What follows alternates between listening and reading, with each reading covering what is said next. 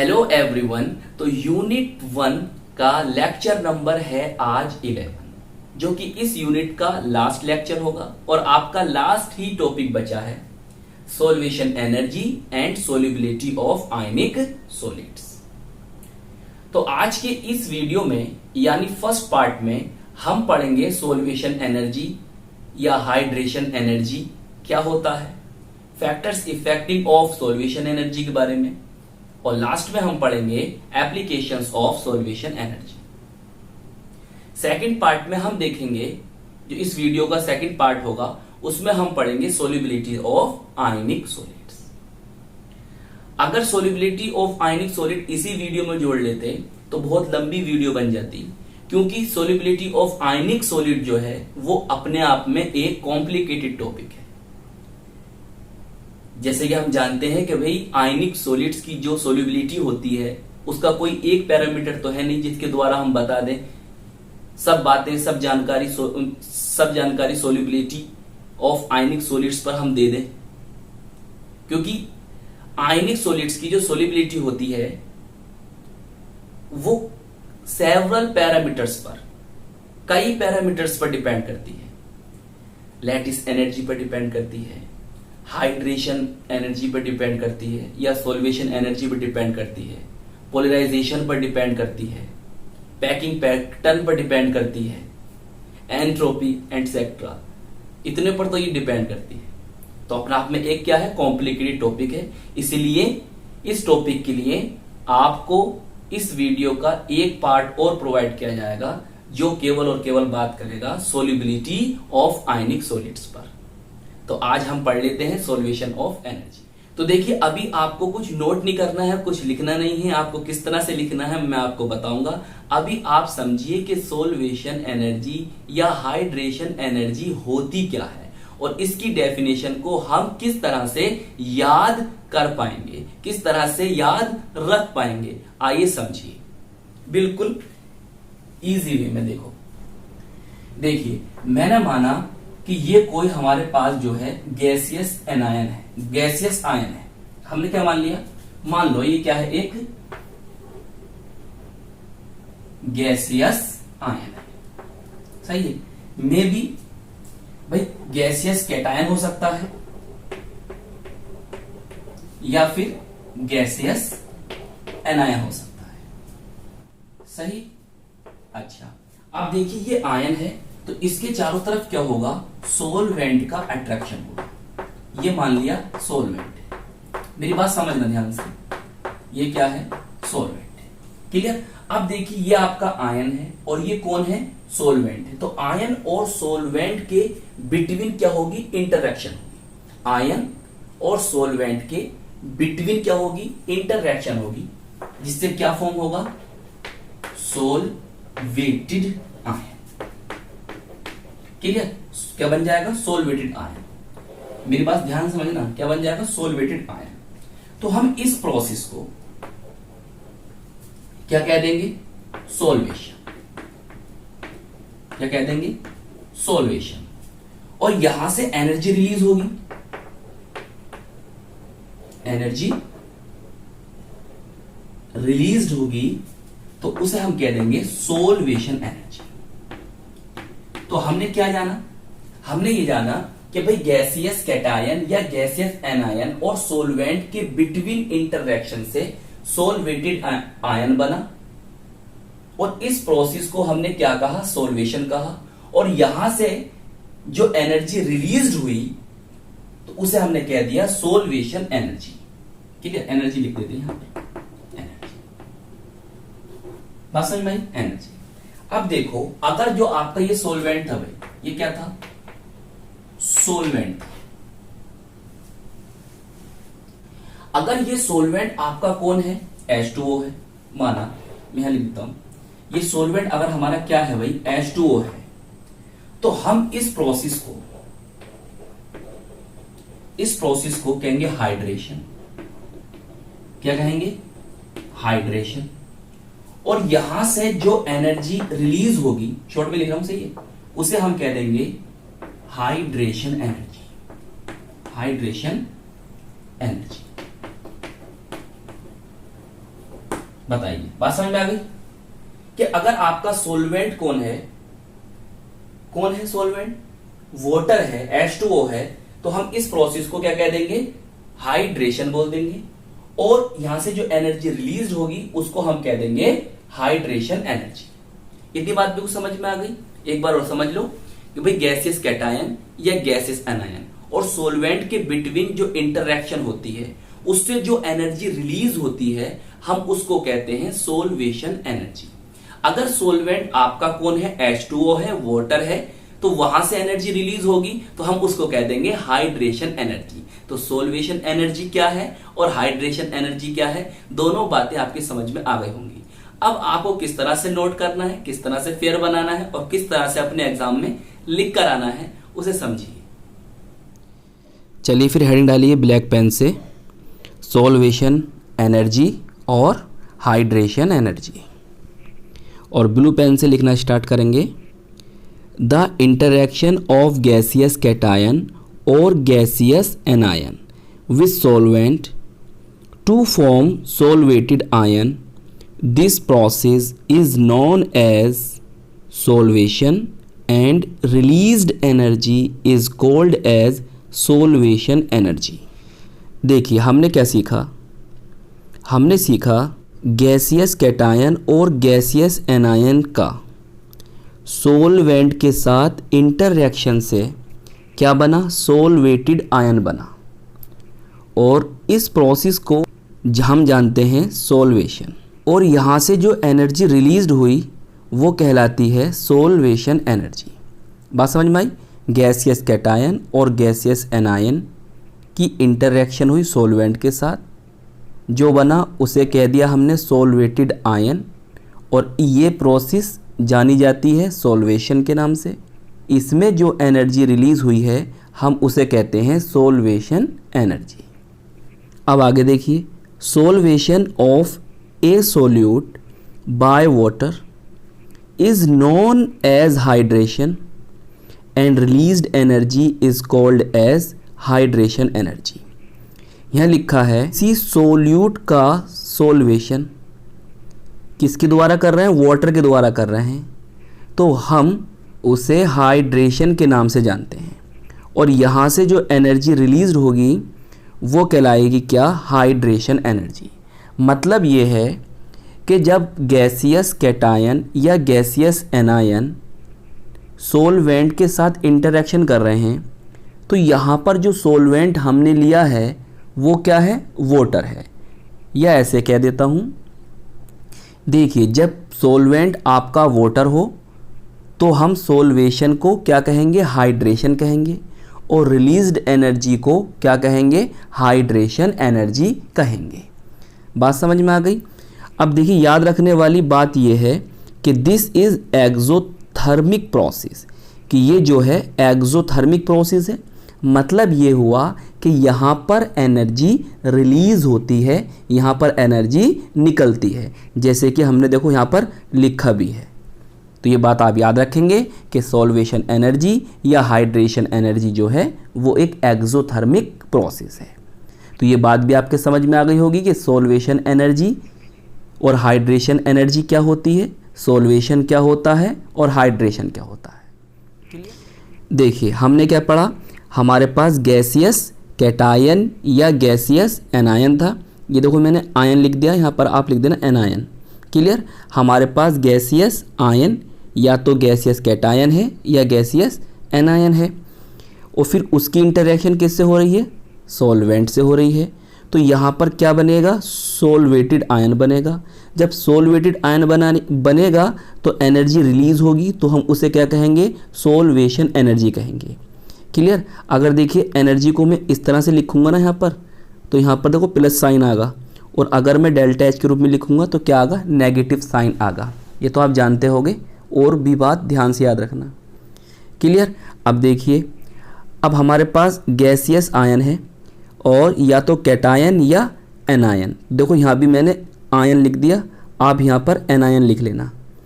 Clear. और हमारे पास solvent है, और सोलवेंट कौन है हमारे पास, यहाँ पर जल है H2O, तो ब्रैकेट में आप यहाँ पर H2O लिख लेना। क्लियर। अब यहाँ से क्या होगा, सोलवेटेड आयन बनेगा, जिसे हम क्या कहेंगे, हाइड्रेटेड आयन, क्योंकि हमारा सॉल्वेंट क्या है, H2O है, तो उस सॉल्वेटेड आयन को हम क्या कहेंगे, हाइड्रेटेड आयन कहेंगे। तो यहाँ से भी एनर्जी रिलीज होगी, तो इस एनर्जी को हम क्या कहेंगे, हाइड्रेशन एनर्जी कहेंगे। और यहाँ भी डेल्टा H का मान क्या होगा, नेगेटिव होगा। तो कुल मिलाकर कहने का मतलब ये है कि अगर हमारा सॉल्वेंट है कोई भी, तो वहाँ पर जो एनर्जी रिलीज होगी हम उसे कहेंगे सॉल्वेशन एनर्जी, और अगर वाटर है तो जो एनर्जी रिलीज होगी उसे हम कहेंगे हाइड्रेशन एनर्जी। क्लियर? तो बस इतनी सी बात है सॉल्वेशन एनर्जी और हाइड्रेशन एनर्जी के बारे में। चलिए नोट कर लीजिए इसे। देखिए इन सभी बातों को आप कर लीजिए नोट वीडियो पॉज करके, और इसे मैं समझाने जा रहा हूँ आपको बोर्ड पर। देखिए हमारे पास ये कोई आयनिक सॉलिड है, क्लियर? इसमें ये जो है कैटायन है, ये कौन है, कैटायन है, और ये जो है एनायन है, क्लियर? और इनके बीच में force of attraction, electrostatic attraction force होता नहीं आयनिक सॉलिड में, ये है। अब देखिए यहां पर जब कैटायन और एनायन देखा तो वाटर के मॉलिक्यूल क्या होंगे, इनकी तरफ अट्रैक्ट होंगे। देखिए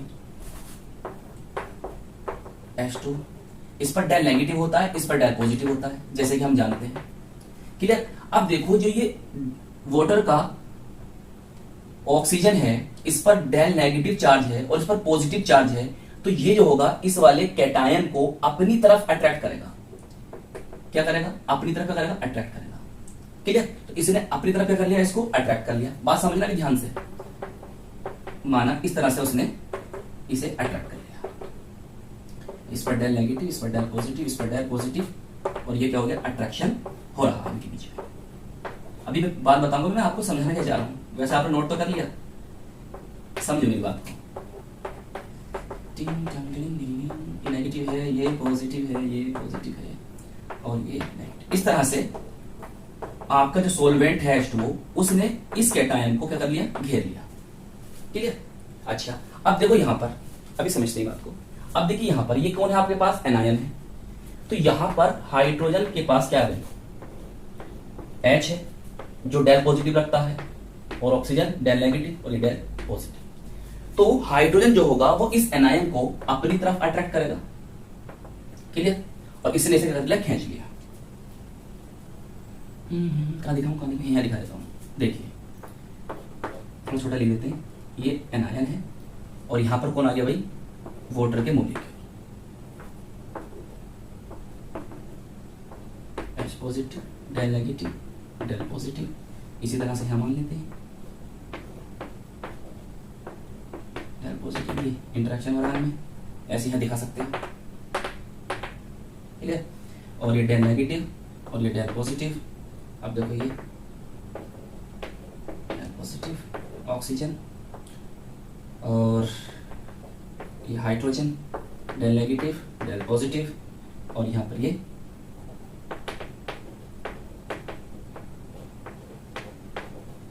डेल नेगेटिव और डेल पॉजिटिव, क्लियर? तो कुल मिलाकर ये जो है आपका एनायन है, और ये कौन है, कैटायन है, क्लियर? अब देखो यहां पर सॉल्वेंट के मॉलिक्यूल्स ने कैटायन और एनायन को घेर लिया, इसी को हम कह देते हैं सॉल्वेशन, क्लियर? अब यहां पर सॉल्वेंट कौन है, आपका वाटर है, तो इसलिए हम कह देंगे यहां पर क्या हो गया, हाइड्रेशन। यहां पर क्या हो गया, हाइड्रेशन हो गया। अब यहां से जो एनर्जी निकली उसको हम क्या कहेंगे भाई, हम उसको क्या कहेंगे, सॉल्वेशन एनर्जी, सॉल्वेशन एनर्जी या hydration energy, solvation energy, clear? Solvation, अब वाटर तो हाइड्रेशन एनर्जी, क्लियर? मैंने सॉल्वेशन एनर्जी लिख दिया, इससे कोई फर्क तो नहीं पड़ जाए, याद रखोगे आप। अब देखो भाई आयनिक सॉलिड इस वाटर के अंदर, या कोई भी सॉल्वेंट आपने लिया उसके अंदर डिसॉल्व हो रहा है, तो इसका मतलब यह है कि ये जो इनके बीच में अट्रैक्शन फोर्स है वो क्या हो गया, ब्रेक हो गया, टूटा, जिससे कैटायन इधर चले गए और एनायन इधर चले गए, और इनके चारों तरफ कौन आ गया, वाटर के मॉलिक्यूल आ गए। इसके चारों तरफ भी क्या आ गया, वाटर के मॉलिक्यूल, यहां भी वाटर के मॉलिक्यूल, यहां वाटर के मॉलिक्यूल। अगर इन वाटर के मॉलिक्यूल को हटा दूंगा तो ये दोनों आपस में क्या हो जाएंगे, जुड़ जाएंगे, ठीक है? फिर आयनिक सॉलिड का फॉर्मेशन हो जाएगा। अब ये दोनों अलग अलग हो गए तो क्या होगा, इसके अंदर सोल्यूबल हो गए, इसके अंदर घुल गए। अब मेरी बात समझो, ये घुले क्यों, घुलते क्यों हैं, ये समझिए बात को। देखिए इनके बीच में जो अट्रैक्शन फोर्स है, इसको तोड़ने के लिए जो एनर्जी रिक्वायर्ड होगी, जो एनर्जी को देना पड़ेगा, ये जो एनर्जी की आवश्यकता होगी, उसे हम कहेंगे लैटिस एनर्जी। मतलब इनके पास जो एनर्जी है वो कौन सी है, लैटिस एनर्जी। और यहां पर जो एनर्जी रिलीज हुई है वो कौन सी एनर्जी है, वो कौन सी एनर्जी है, सोल्वेशन एनर्जी। भाई इस कंपाउंड को तोड़ने के लिए हमें क्या देनी पड़ेगी, एनर्जी देनी पड़ेगी, और उस एनर्जी को हम क्या कहते हैं, लैटिस एनर्जी कहते हैं। जैसे हमने लास्ट लेक्चर में भी आपको बताया था, लैटिस एनर्जी। और यहां पर जो एनर्जी रिलीज हुई है उसको हम क्या कहेंगे, सोल्वेशन एनर्जी। तो अब बात समझने की यह है कि अगर लैटिस एनर्जी ज्यादा हुई और सोल्वेशन एनर्जी जो है कम है, मतलब सोल्वेशन एनर्जी जो है लेस देन किससे, लैटिस एनर्जी से, लैटिस एनर्जी ज्यादा है, तो फिर ये जो फोर्स, अट्रैक्शन फोर्स है, ये नहीं टूट पाएगा। जब ये नहीं टूट पाएगा तो क्या होगा कि आयनिक सॉलिड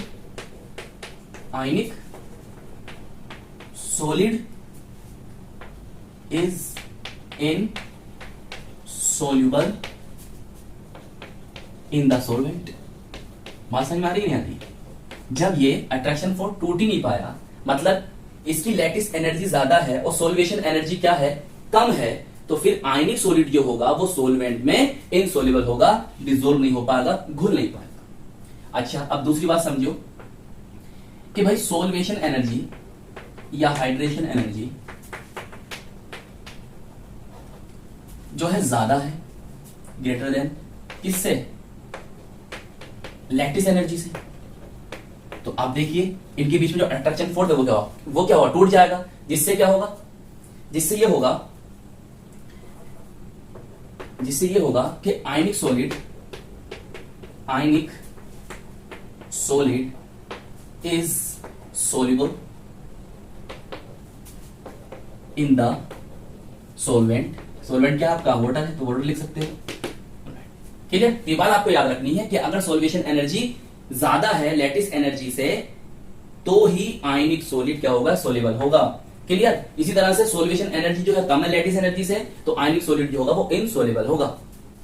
अब देखिए इसी तरह से एक बात याद रखो, जो नीचे पॉइंट लिखा था, क्या लिखा था, लाइक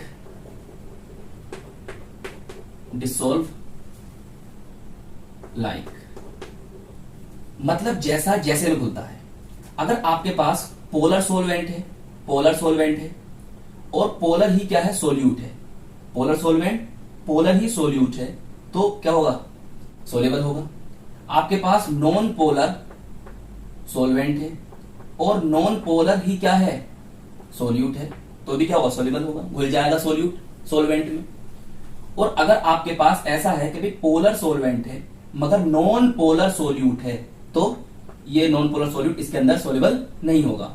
इसी तरह से अगर बात करें भाई आपके पास क्या है, पोलर तो सोल्यूट है मगर नॉन पोलर सॉल्वेंट है, तो ये इसके अंदर डिसॉल्व नहीं होगा, ये इसके अंदर डिसॉल्व नहीं होगा, नहीं घुल पाएगा। क्यों नहीं घुल पाएगा, देखिए माना कि आपके पास ये कौन है, नॉन पोलर है, मान लो नॉन पोलर है और ये पोलर है, तो भाई ये इसकी तरफ अट्रैक्ट कब होगा, इसने इसे पॉजिटिव देखा और ये नेगेटिव था, इसकी तरफ अट्रैक्ट हो गया।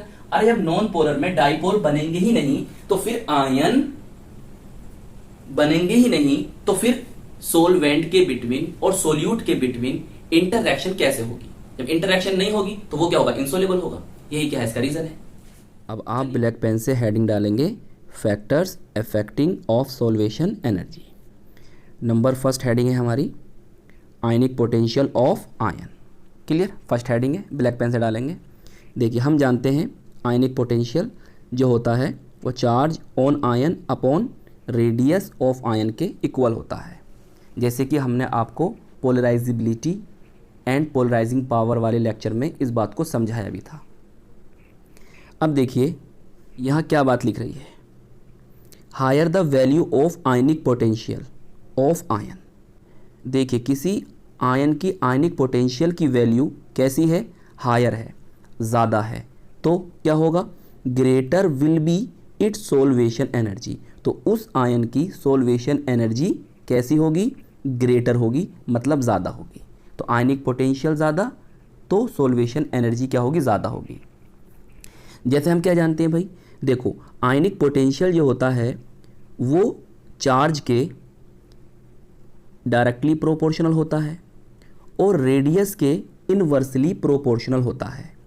मतलब ये हुआ कि अगर आयनिक पोटेंशियल ज़्यादा है तो मतलब आयन पर चार्ज भी क्या ज़्यादा है, मतलब आयन पर चार्ज ज़्यादा होगा तो आयनिक पोटेंशियल की वैल्यू भी कैसी होगी, हायर होगी, ज़्यादा होगी। और अगर आयन की रेडियस ज़्यादा है, आयनिक साइज़ ज़्यादा है, तो आयनिक पोटेंशियल क्या होगा, कम होगा। क्लियर? चलो नोट करो इसे। देखिए आगे लिखा है thus we can be said that solvation energy या hydration energy increases with increase of charge on ion and with decrease of size of ion. हमने इस बात से क्या सीखा? देखिए इस प्रकार हम कह सकते हैं कि सोल्वेशन एनर्जी या हाइड्रेशन एनर्जी इंक्रीजेज होती है, बढ़ती है, increase of charge on ion, कि आयन पर जब चार्ज बढ़ता है तो हाइड्रेशन एनर्जी या सोल्वेशन एनर्जी इंक्रीज होती है, बढ़ती है। और दूसरा रीज़न क्या है? दूसरा रीज़न ये है कि सोल्वेशन एनर्जी या हाइड्रेशन एनर्जी इंक्रीज होती है जब आयन का साइज डिक्रीज होता है। क्लियर? मतलब यह है कि सोल्वेशन एनर्जी बढ़ेगी चार्ज ऑन आयन के साथ और सोल्वेशन एनर्जी या हाइड्रेशन एनर्जी बढ़ेगी decreases of size of ion, मतलब आयन के साइज घटने के साथ, जैसे मैंने अभी आपको समझाया था। चलिए अब समझते हैं एग्जाम्पल को। क्लियर? ब्लैक पेन से लिखेंगे। सबसे पहले लिथियम पर आप यहाँ पर पॉजिटिव चार्ज लगाओ। अब देखिए ये जो आपको आयन दिखाई दे रहे हैं ये कौन से ग्रुप के आयन से? भाई कौन से ग्रुप के आयन से हैं ये हमारे फर्स्ट ए ग्रुप के कैटायन हैं। क्लियर? हम क्या जानते हैं फर्स्ट ए के बारे में या किसी भी ग्रुप के बारे में कि जब हम ऊपर से नीचे जाते हैं, मतलब अप टू डाउन जाते हैं, टॉप टू बॉटम जाते हैं, तो आयन का जो साइज़ होता है वो इंक्रीज़ होता है, आयन का साइज़ बढ़ता है। क्लियर? जब आयन का साइज़ बढ़ेगा तो हम जानते हैं सोल्वेशन एनर्जी या हाइड्रेशन एनर्जी क्या होगी, घटेगी। और आयन का साइज़ छोटा होगा तो हाइड्रेशन एनर्जी क्या होगी, ज़्यादा होगी।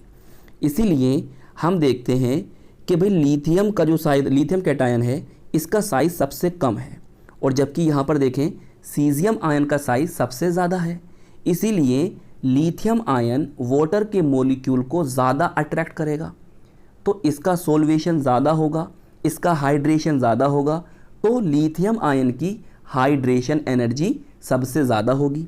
फिर उससे कम इसकी होगी, उससे कम इसकी होगी, उससे कम इसकी होगी, सबसे कम आपके इसकी होगी। बात समझ में आ गई? कैटायन का साइज़ जितना छोटा होगा उसकी हाइड्रेशन एनर्जी उतनी ज़्यादा होगी, कैटायन का साइज़ जितना बड़ा होगा उसकी हाइड्रेशन एनर्जी उतनी ही कम होगी। क्लियर? अब देखिए नेक्स्ट एग्जांपल है हमारा। देखिए आप इसे देखो, हम कहाँ जा रहे हैं इसमें, हम तीसरे पीरियड में जा रहे हैं। हम यहाँ क्या देख रहे हैं, यहाँ देख रहे हैं, देखो यहाँ देख रहे हैं कि इसका चार्ज सबसे ज़्यादा है, इसका चार्ज उससे कम है, इसका चार्ज क्या है, सबसे कम है। क्लियर? अगर हम ऊपर वाले एग्जांपल में देखें, यहाँ तो सब में चार्ज क्या था, समान था, तो हमने यहाँ क्या देखा, साइज़ देखा। क्लियर? किसका साइज़ छोटा है, किसका साइज़ बड़ा है, यहाँ पर हमें देखेंगे चार्ज। सही है? हम क्या देखेंगे, चार्ज देखेंगे। हम जानते हैं कि चार्ज और साइज़ में किसे देखना चाहिए, सबसे पहले चार्ज को देखना चाहिए। डोमिनेंट फैक्टर क्या होता है, चार्ज होता है। वैसे क्योंकि इनमें साइज़ में इतना तो अंतर नहीं होगा, थोड़ा बहुत अंतर होगा कि एल्युमिनियम इन सब में छोटा होगा, फिर भी आप चार्ज देखो, आपके पास चार्ज है तो चार्ज देखिए, तो Al पर सबसे ज़्यादा चार्ज है, उससे कम मैग्नीशियम पे चार्ज है, और सबसे कम यहाँ पर सोडियम पे चार्ज है। और हमने आपको बताया कि जितना चार्ज ज़्यादा होगा हाइड्रेशन एनर्जी उतनी ही ज़्यादा होगी, तो इसीलिए इसकी हाइड्रेशन एनर्जी सब में ज़्यादा होगी और सोडियम आयन की हाइड्रेशन एनर्जी यहाँ पर सबसे कम होगी। चलिए इसे नोट कर लीजिए। अब देखिए नीचे वाला एग्जाम्पल और देखते हैं हम, इसे रफ कर देता हूँ मैं सबको। अब नीचे वाला एग्जाम्पल देखिए आप, क्या है ये, पढ़ लिया? देखिए ये लिखा है BeO is more soluble than MgO in H2O। मतलब ये हुआ जो हमारा BeO है वो वाटर में MgO से ज़्यादा सोल्यूबल है। इसका रीज़न क्या है? यहाँ पर देखो ध्यान से, भाई Be के पास +2 चार्ज और यहाँ पर हम देखें तो Mg के पास भी +2 चार्ज, ऑक्सीजन दोनों के पास है, इस पर -2 चार्ज और यहाँ भी ऑक्सीजन है, उस पर भी -2 चार्ज। भाई चार्ज तो दोनों पर बराबर हैं, तो अब क्या देखेंगे, हम देखेंगे यहाँ पर साइज़। तो क्या साइज़ है भाई इसका साइज़ जो होता है वो इससे क्या है, कम है, तो इसीलिए इसकी हाइड्रेशन एनर्जी इससे क्या होगी, ज़्यादा होगी। इसीलिए BeO जो होगा वाटर में MgO से ज़्यादा सोलेबल होगा। अब भाई जब चार समान थे तो हमारे पास एक फैक्टर और है देखने का, क्या, साइज़ देख लो भैया। जो Be डबल पॉजिटिव का साइज़ होता है वो Mg डबल पॉजिटिव से क्या होता है, कम होता है। जिसका साइज़ कम होगा उसमें हाइड्रेशन एनर्जी ज़्यादा होगी, उसका हाइड्रेशन ज़्यादा होगा। तो बस यही इसका क्या था, रीज़न था। चलो नोट कर लो इसे भी।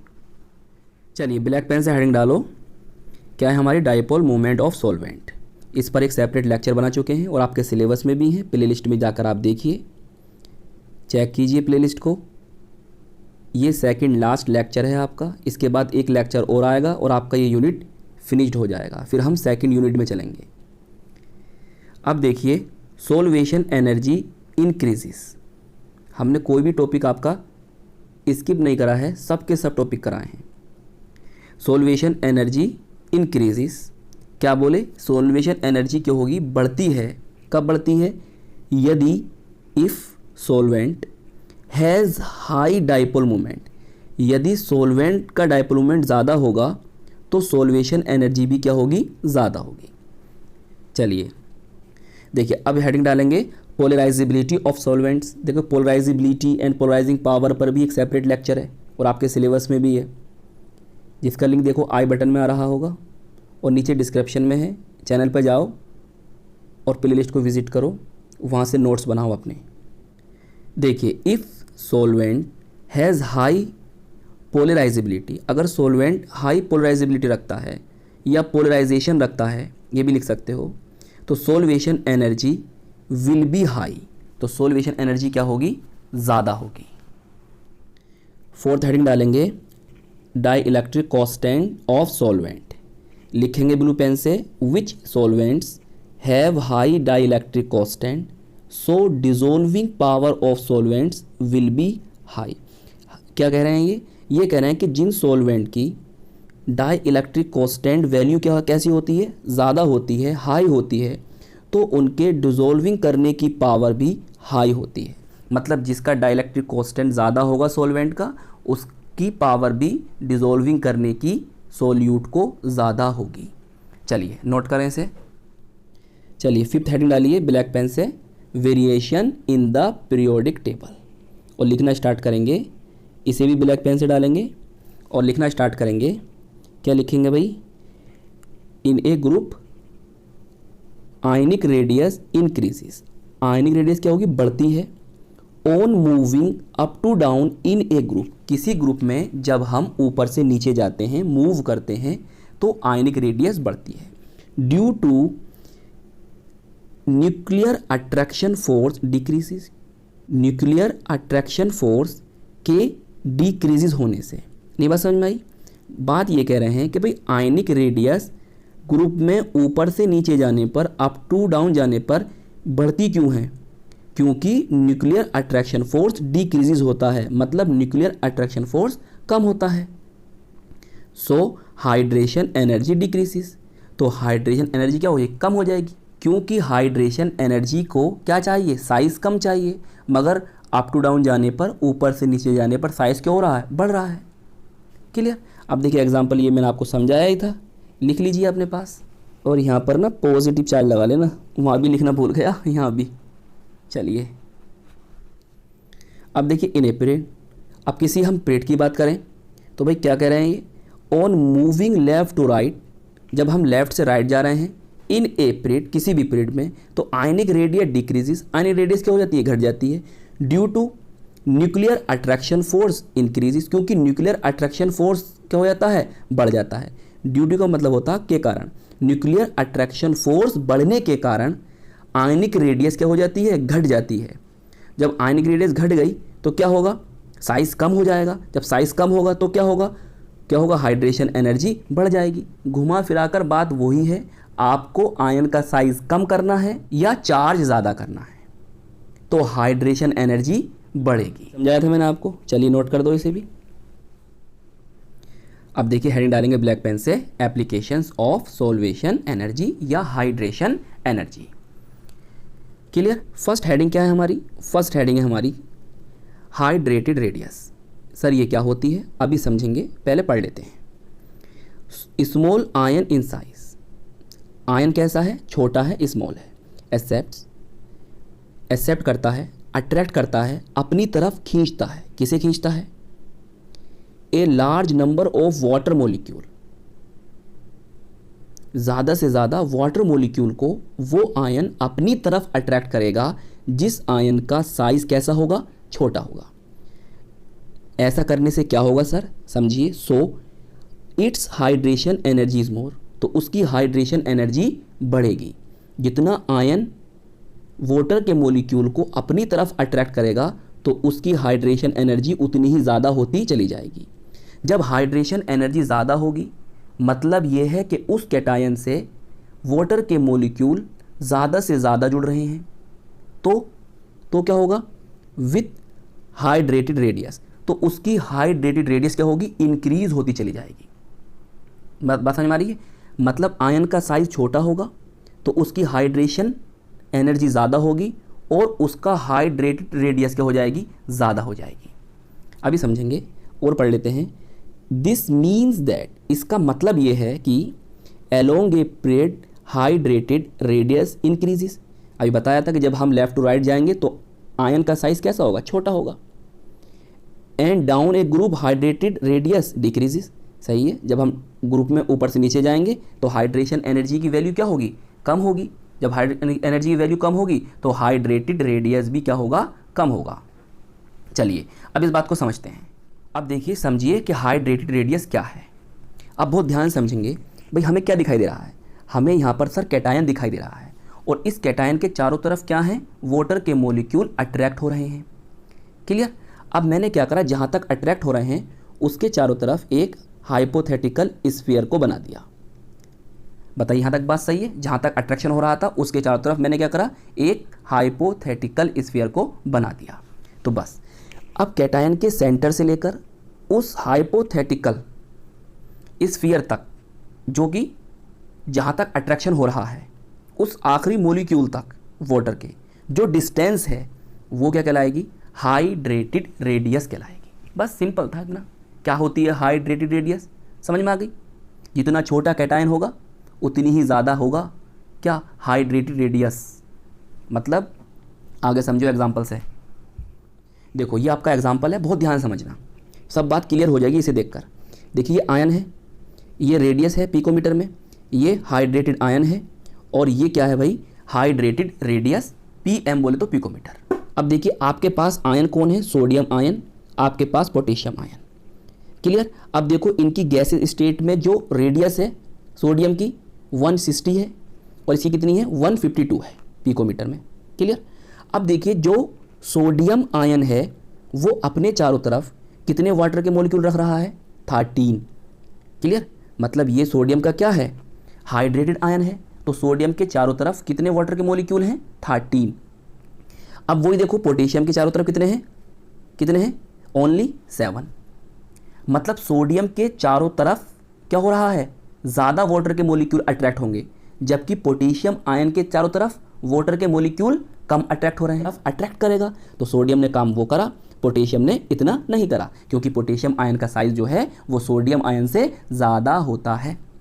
अब ध्यान समझो आगे क्या लिखा है।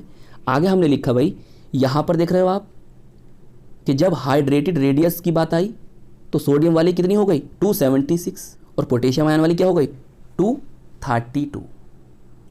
इसका मतलब क्या हुआ, इसका मतलब ये हुआ कि भाई हाइड्रेटेड रेडियस का मतलब यही हुआ कि Na पॉजिटिव का साइज छोटा है और वो ज़्यादा से ज़्यादा वाटर मॉलिक्यूल को अपनी तरफ अट्रैक्ट कर रहा है, तो इसलिए इसकी हाइड्रेटेड रेडियस क्या हो जाएगी, बढ़ जाएगी।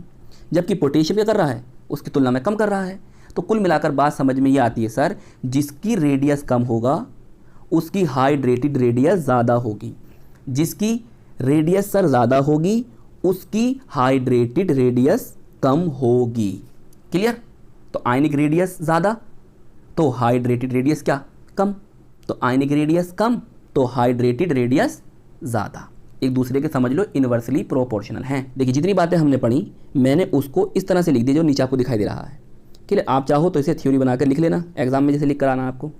देखिए अगर चार्ज डेंसिटी मतलब Q/R ज़्यादा है तो हाइड्रेशन ज़्यादा होगा, हाइड्रेशन एनर्जी ज़्यादा होगी, सोल्वेशन ज़्यादा होगा, सोल्वेशन एनर्जी ज़्यादा होगी। जब हाइड्रेशन ज़्यादा होगा तो भैया हाइड्रेटेड रेडियस भी ज़्यादा होगी। इसका मतलब यही हो रहा साफ साफ कि कैटायन का साइज़ क्या है? छोटा है और वो वाटर के मॉलिक्यूल को ज़्यादा से ज़्यादा अट्रैक्ट कर रहा है। क्लियर? तो कुल मिलाकर आपको चार्ज और साइज़ ही देखना है सही से। तो देखिए अब हेडिंग डालो आयनिक मोबिलिटी। क्या होती है सर? पहले समझ लो कि the tendency of the migration of ion in aqueous solution. Migration बोले तो मतलब आयन का एक पोजीशन से दूसरी पोजीशन की ओर जाना, मूव करना, क्या कहलाता है? माइग्रेशन कहलाता है। और इसी को हम क्या कहते हैं? आयनिक मोबिलिटी बोलते हैं। क्लियर? अब ये क्या होती है सर? देखिए आयनिक मोबिलिटी जो होती है वो घटती है, डिक्रीज होती है ऑन इंक्रीजिंग हाइड्रेशन। मतलब हाइड्रेशन क्या हो रहा है? ज़्यादा हो रहा है तो आयनिक मोबिलिटी कम होगी। अरे क्यों कम होगी? देखो जब हाइड्रेशन ज़्यादा होगा तो वो वाटर के मॉलिक्यूल को अपनी तरफ ज़्यादा से ज़्यादा अट्रैक्ट करेगा। जब वो वाटर के मॉलिक्यूल को अपनी चारों तरफ ज़्यादा से ज़्यादा अट्रैक्ट करेगा तो उसकी हाइड्रेटेड रेडियस क्या हो जाएगी? तो उसकी हाइड्रेटेड रेडियस क्या हो जाएगी? बढ़ जाएगी। वो क्या होगा? अब एक बड़ा आयन बन जाएगा। जब वो एक बड़ा आयन बन जाएगा तो वो अब क्या करेगा? मूव नहीं कर पाएगा। समझ रहे हो? वो गति नहीं कर पाएगा। इसलिए जब वो मूव नहीं कर पाएगा, वो माइग्रेशन नहीं कर पाएगा तो उसकी आयनिक मोबिलिटी क्या हो जाएगी? कम हो जाएगी। देखिए इसे इस बात से याद रख लीजिए कि आयनिक मोबिलिटी जो होती है वो हाइड्रेशन के इनवर्सली प्रोपोर्शनल है। मतलब ये है कि अगर हाइड्रेशन ज़्यादा होगा तो आयनिक मोबिलिटी क्या होगी? कम होगी। अब एग्जाम्पल देख लो जरा, बहुत ध्यान से समझना एग्जाम्पल को। देखो ये मैंने एग्जाम्पल लिया है। क्लियर? अब देखो ये मैंने एरो लगाए हैं, एरो लगाए हैं ये, और एक ऊपर लगाया इस तरह से, और ये वो कट गया। ध्यान से देख लेना। देखो यहाँ पर मैंने लिखा इंक्रीजेज आयनिक मोबिलिटी। मतलब जब आप डाउन द ग्रुप जा रहे हो, ऊपर से नीचे जा रहे हो, तो हाइड्रेशन क्या होगा? कम होगा। जब हाइड्रेशन कम होगा तो आयनिक मोबिलिटी क्या होगी? ज़्यादा होगी। इसीलिए सीजियम की आयनिक मोबिलिटी क्या है? सब में ज़्यादा है। और लिथियम की क्या है? लिथियम आयन की क्या है? सबसे कम होगी। सीजियम आयन की क्या होगी? सबसे ज़्यादा होगी। और लिथियम आयन क्या होगी? आयनिक मोबिलिटी सबसे कम होगी, क्योंकि लिथियम आयन का क्या हुआ? हाइड्रेशन ज़्यादा हुआ। देखिए मैंने ऊपर क्या लिखा है? Decreases hydration. Clear? Third heading है आपकी इलेक्ट्रिक कंडक्टिविटी। समझिए, it is inversely proportional to the hydration energy of ion but directly proportional to ionic mobility. इसका मतलब क्या हुआ सर? इसका मतलब ये हुआ कि इलेक्ट्रिक कंडक्टिविटी जो होती है वो हाइड्रेशन एनर्जी के तो इनवर्सली प्रोपोर्शनल होती है, लेकिन आयनिक मोबिलिटी की जो होती है वो डायरेक्टली प्रोपोर्शनल होती है। क्लियर? मतलब जो हाल आयनिक मोबिलिटी का है वही हाल इलेक्ट्रिकल कंडक्टिविटी का है। अगर हाइड्रेशन एनर्जी बढ़ेगी तो आयनिक मोबिलिटी घटेगी, आयनिक मोबिलिटी घटेगी तो इलेक्ट्रिकल कंडक्टिविटी घटेगी। अरे भाई जब आयन मूव करेंगे, जब आयन मोशन करेंगे, जब आयन गति करेंगे, जब ही तो इलेक्ट्रिक कंडक्टिविटी होगी। कि जब आयन ही मूव ना कर पाए तो सर इलेक्ट्रिक कंडक्टिविटी कहाँ होगी? तो इसलिए इलेक्ट्रिक कंडक्टिविटी जो होगी वो आयनिक मोबिलिटी के प्रोपोर्शनल होगी। जितना आयनिक मोबिलिटी होगी उतनी ज़्यादा इलेक्ट्रिक कंडक्टिविटी होगी और उतनी कम हाइड्रेशन एनर्जी होगी। एग्जाम्पल समझ लीजिए सर, समझ लिया? और एरो देख लो, एरो कहाँ जा रहे हैं? इधर जा रहे हैं। क्लियर? ऊपर भी देखो ऐसे जा रहे हैं। अब यहाँ समझो क्या लिखा है? Increase hydration. अब तो समझ में आ रहा होगा। तो फिर इंक्रीजेज हाइड्रेटेड रेडियस। ऊपर देखो क्या लिखा है मैंने? डिक्रीजेज आयनिक मोबिलिटी, और इसीलिए डिक्रीजेज इलेक्ट्रिकल कंडक्टिविटी। चलिए नोट करो इसे। इस पूरी बात को आप इस तरह से याद कर लो। ये क्या है सर? देखो ईसी बोले तो इलेक्ट्रिकल कंडक्टिविटी, आईएम बोले तो आयनिक मोबिलिटी, वो डायरेक्टली प्रोपोर्शनल है, और ये क्या? हाइड्रेशन एनर्जी के इनवर्सली प्रोपोर्शनल है दोनों। तो मैं देखता हूँ कि आपके ये टॉपिक समझ में आया या नहीं आया, तो इसलिए मैं आपके लिए एक क्वेश्चन लाया हूँ। इस क्वेश्चन का आंसर आप मुझे कमेंट्स में बताएं, और जो आंसर बता रहे हो ना उसका मुझे रीज़न भी बताना है आपको कि इसका आंसर अगर ए है या बी है या सी है डी है तो वो क्यों है, रीज़न भी बताना है। क्लियर? चलिए इन सबको नोट कर लीजिए।